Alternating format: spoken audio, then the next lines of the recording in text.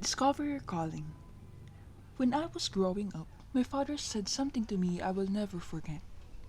Son, when you were born, you cried while the world rejoiced. Live your life in such a way that when you die, the world cries while you rejoice. We live in an age when we have forgotten what life is all about. We can easily put a person on the moon, but we have trouble walking across the street to meet a new neighbor.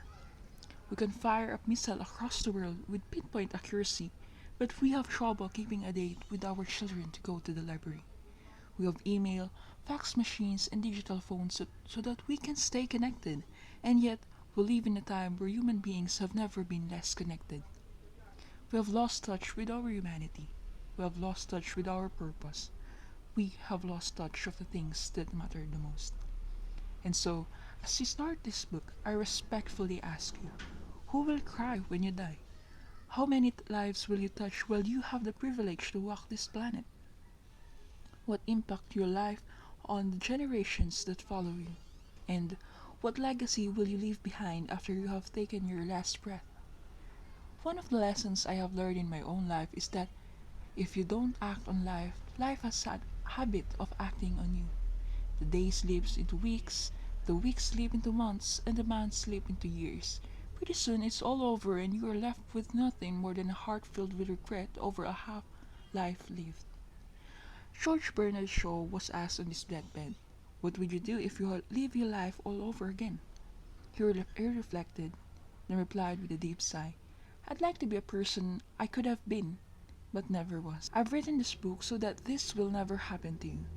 As a professional speaker, I spend much of my work life delivering keynote and addresses at conferences across North America, flying from city to city, sharing my insights on leadership in business and in life with many different people. Though they all come from diverse walks of life, their questions invariably center on the same things these days. How can I find greater meaning in my life?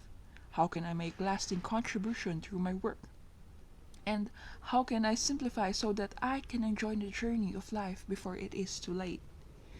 My answer always begins the same way. Find your calling.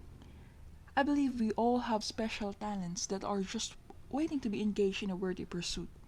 We're all here for some unique purpose, some noble objective that will allow us to manifest our highest human potential while we, at the same time, add value to the lives around us. Finding your calling doesn't mean you must leave the job you now have. It simply means that you need to bring more of yourself into your work and focus on the things that you do best.